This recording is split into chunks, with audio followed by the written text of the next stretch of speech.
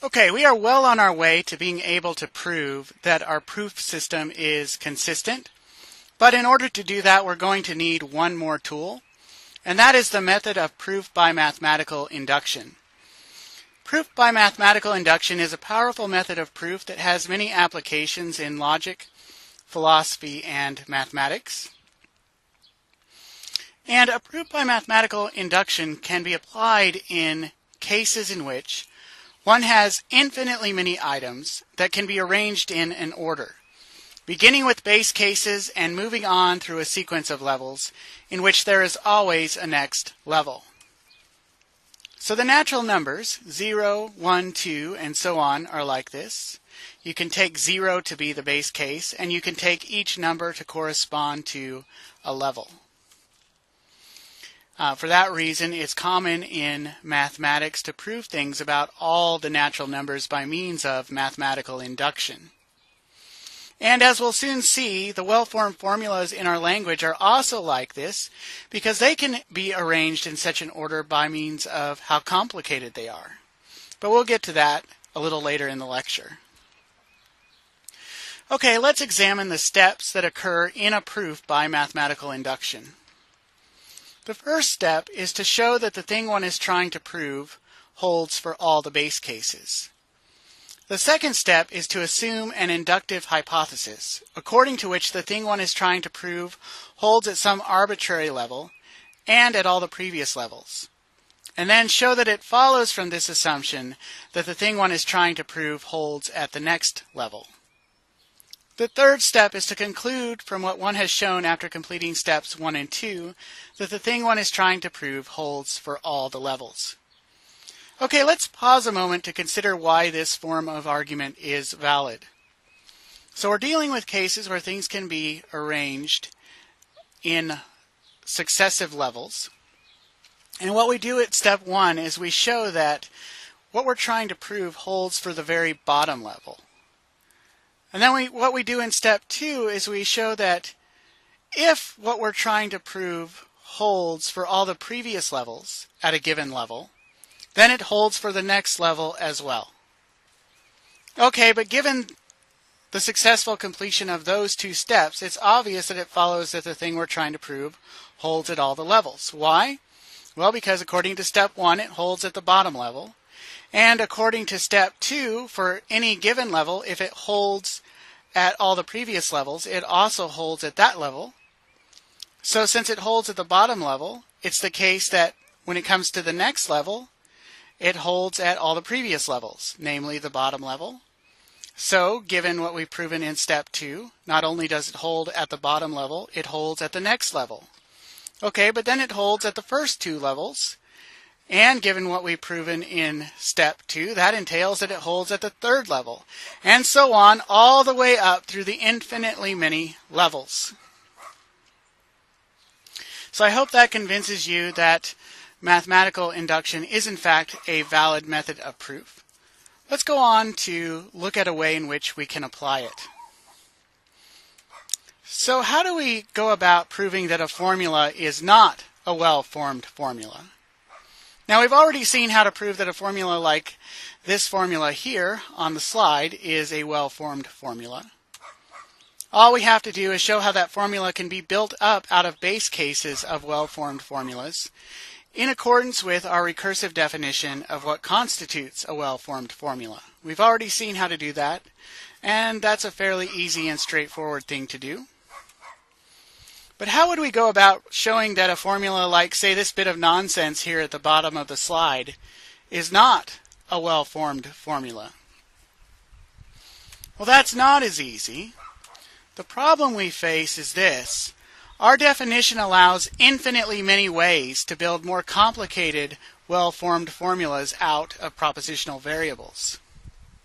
So to show that this bit of nonsense here is not a well-formed formula, we have to show that none of these infinitely many ways of building well-formed formulas are ways of building this bit of nonsense. But how can we do that? How can we show that out of the infinitely many ways of building well-formed formulas, none of them are ways of building this bit of nonsense? Well, here's something to notice about our recursive definition.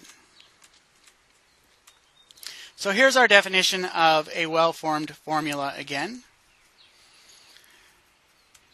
And one thing to note about this definition is that it allows us to take any well-formed formula and rank it by how complicated it is.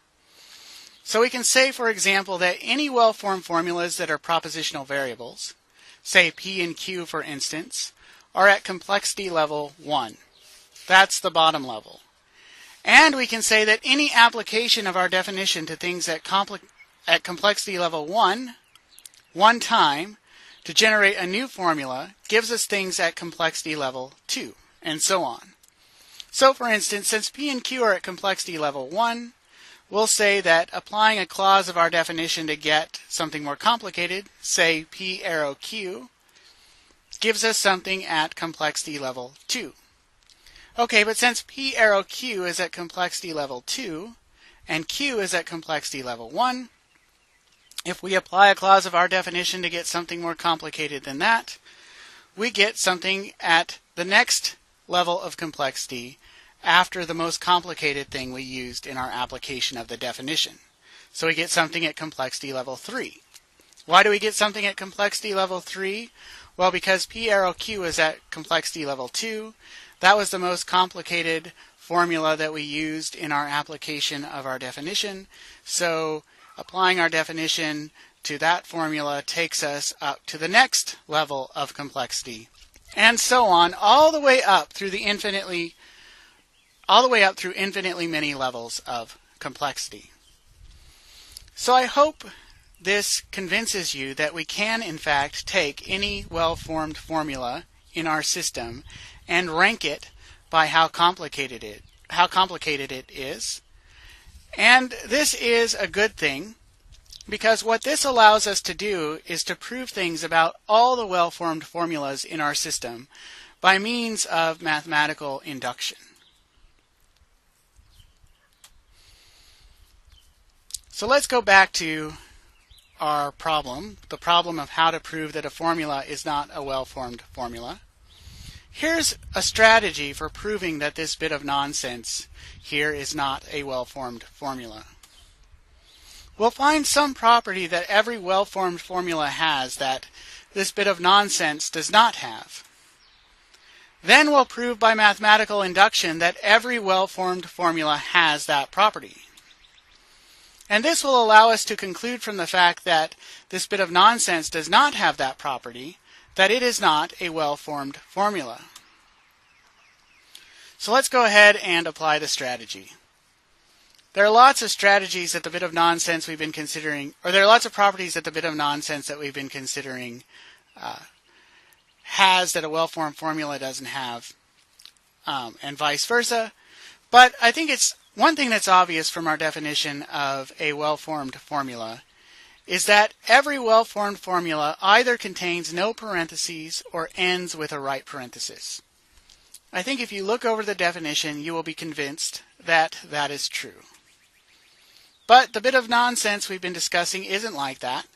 It contains parentheses, but it ends on a left parenthesis rather than a right one. So let's prove that this bit of nonsense is not a well-formed formula by proving by mathematical induction that all well-formed formulas either contain no parentheses or end with a right parenthesis. And here's how we're going to go about doing that. So our main goal is to prove that every well-formed formula either contains no parentheses or ends with a right parenthesis. So we begin with the base case. We suppose that a formula consists of a single propositional variable. Such a formula is a well-formed formula by clause A of our definition. And obviously such a formula contains no parentheses. So we're done. We've completed the base case. Now we move on to the next step in a proof by mathematical induction, which is to formulate the inductive hypothesis. So here is the inductive hypothesis. Take some arbitrary level of complexity n. Every well-formed formula at a level of complexity n either contains no parentheses or ends with a right parenthesis. So what I've done here is I formulated an inductive hypothesis according to which what we want to prove holds for every well-formed formula at some arbitrary level of complexity n. Now what I want to do is assume that the inductive hypothesis is true, and then show that for every way of generating a well-formed formula at the next level of complexity after n, what I want to prove holds as well. So here's how we do that. Let's suppose that A and B are well-formed formulas of complexity level less than or equal to n, at least one of which is of complexity n. So this assures that if we apply a clause of our definition to generate a more complicated formula out of A and B, we get a formula that is at the next level of complexity, namely n plus 1. And we're also going to assume that the inductive hypothesis is true. And now our new goal will be to show that on the assumption that the inductive hypothesis is true, any way of generating a well-formed formula at the next level of complexity results in a formula that either contains no parenthesis or ends with a right parenthesis.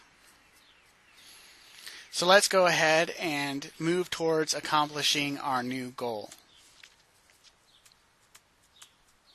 Okay, suppose we generate a well-formed formula of the next level of complexity by applying clause B of our definition to A.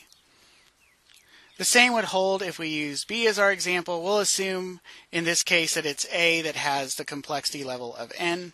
Of course, it doesn't really matter if we choose A or B here.